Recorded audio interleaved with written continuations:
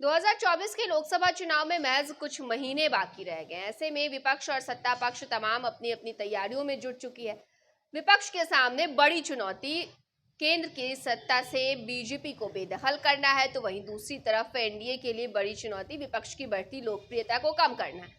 तमाम जो तैयारियां हैं वो चल रही है, अपनी अपनी प्लानिंग चल रही है। और इस बीच बीजेपी के राष्ट्रीय अध्यक्ष जेपी नड्डा बिहार 9 महीने में दूसरी बार पहुंच जाते हैं। जेपी नड्डा ने तमाम नेताओं से मुलाकात की। जेपी नड्डा ने अपने सांसदों को कई बड़े टास्क भी दे दिए हैं। किस तरीके से 2024 के लोकसभा चुनाव में जमीनी स्तर पर काम करना है, किस तरीके से जनता के बीच जाना और किन मुद्दों को लेकर के जाना है, इन तमाम चीजों को लेकर के जेपी नड्डा ने बीते दिन जब वो पटना में मौजूद थे अपने सांसदों से उन्होंने मुलाकात की, अपनी मीटिंग, बड़ी मीटिंग जो है वो बुलाई और तमाम सांसदों अपने नेताओं को बड़ा टास्क दे दिया है। कई तरह की जो बातें, कई तरह की जो प्लानिंग है वो जेपी नड्डा दिल्ली से ही कर करके आए थे और उन प्लानिंग के तहत अब आगे की रणनीति बनेगी और आगे 2024 में किस तरीके से काम करना है वो तमाम चीजें जेपी नड्डा ने अपने सांसदों और नेताओं को बता दिया है।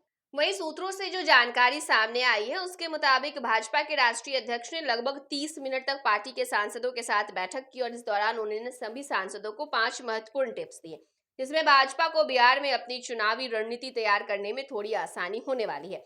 सबसे पहले अगर बात करें तो उन्होंने कहा कि जनता के बीच जाकर के फीडबैक लेना है।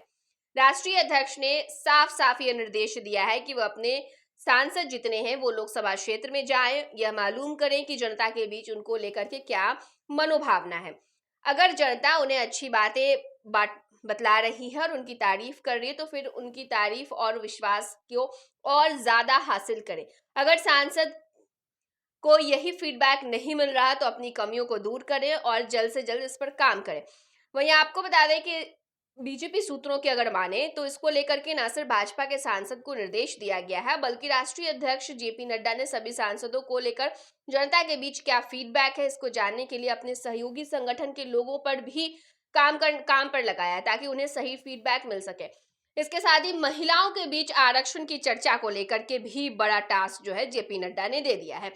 साफ साफ जेपी नड्डा ने यह कहा है कि अगर अपनी धड़ मजबूत करना है तो फिर बिहार में महिलाओं को अपने प्रति विश्वास में लाने की कोशिश करें। महिलाओं के बीच जाकर के उन्हें महिला आरक्षण बिल के बारे में बताएं और यह बताएं कि इस बिल में उन्हें क्या फायदा होने वाला है, क्योंकि बिहार में महिलाओं की भी हिस्सेदारी काफी अधिक होगी।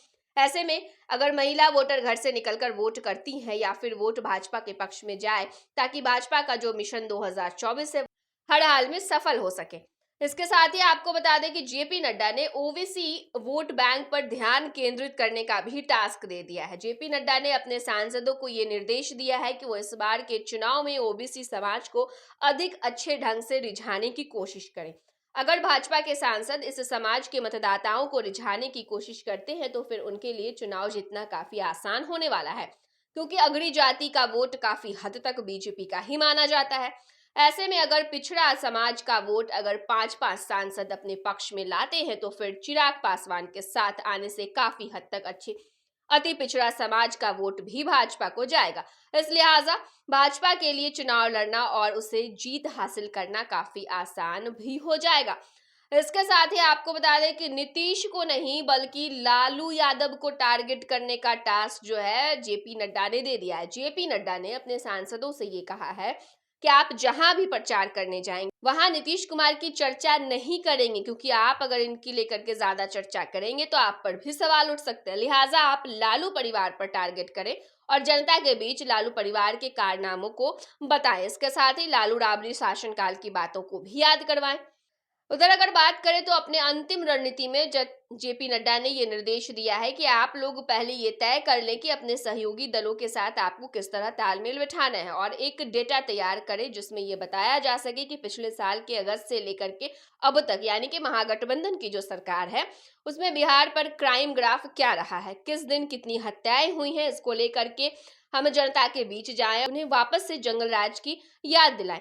इसको लेकर के आप सहयोगी संगठन से भी मदद प्राप्त कर सकते हो और यही वजह है कि भाजपा की तरफ से लगातार उनके सोशल मीडिया पेज पर क्राइम की खबरों को लेकर के पोस्टर बनाया जा रहा है। देखिए, जहां एक तरफ विपक्ष लगातार खुद को मजबूत करके एनडीए के सामने खड़े होने की कोशिश कर रहा है तो वहीं दूसरी तरफ बीजेपी ने भी अब बड़े पैमाने पर प्लानिंग कर ली कि किस तरीके से 2024 के लोकसभा चुनाव में हर कीमत पर हर हाल में अपने कुर्सी को, अपने सत्ता को बचा के रखना है। इसीलिए इसी कड़ी में जेपी नड्डा ने अपने तमाम नेताओं, अपने सांसदों को ये टास्क दे दिया कि जनता के बीच जाकर के इन मुद्दों पर बातचीत करनी है। महिला आरक्षण का मुद्दा जो कि बड़े सुर्खियों में बना रहा है, जिस तरीके से एक बड़ा कानून ये बन गया और महिलाओं को जो आरक्षण 33% का दिया गया, बड़ी उपलब्धि मानी जा रही है बीजेपी सरकार की। इन तमाम चीज़ों को लेकर के जनता के बीच जाकर के उन्हें जागरूक करना है और उनके बीच जो अपनी सरकार की के काम है उसको गिनाना है। तो तमाम प्लानिंग जो जेपी नड्डा ने की है वो अपने नेताओं को बड़ा टास्क दे करके जा रहे हैं। बहरहाल अब देखने वाली बात होती है कि 2024 के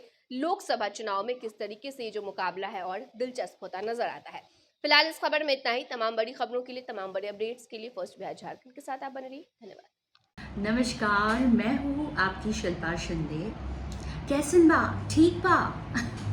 जी हाँ, मैं 26 नवंबर को Purnia Bihar panorama star season 6 के प्रोग्राम में आ रही हूँ। सीट पकड़े हैं। ये पैनोरमा ग्रुप के निर्देशक श्री संजय मिश्रा जी का धन्यवाद करना चाहूँगी। तो ई होम्स पैनोरमा में शाम को 7 बजे मिलते हैं। तब तक अपना ख्याल रखना, मेरा इंतजार करना। ये लो, मुंह मीठा करो। आज मैंने अपना जॉब छोड़ दिया, अब हम पूर्णिया वापस जाएंगे। जॉब छोड़ दिया है? मतलब ये घर कैसे चलेगा? हम करेंगे क्या? और माँ बाबूजी क्या बोलेंगे? इसलिए मैं एक और मिठाई का डब्बा लाया।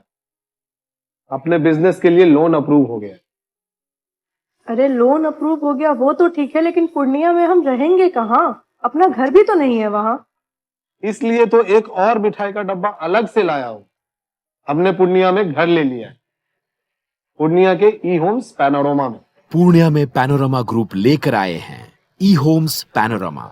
बड़ा घर, आलीशान जिंदगी और अत्याधुनिक सुविधाओं के संग। अरे अरे, अब क्यों मुंह मीठा करवा रही हो? क्योंकि हम घर वापसी जो कर रहे हैं। घर वापसी की खुशी पूर्णिया में ई होम्स पैनोरमा के संग। E Homes Panorama, luxurious lifestyle redefined.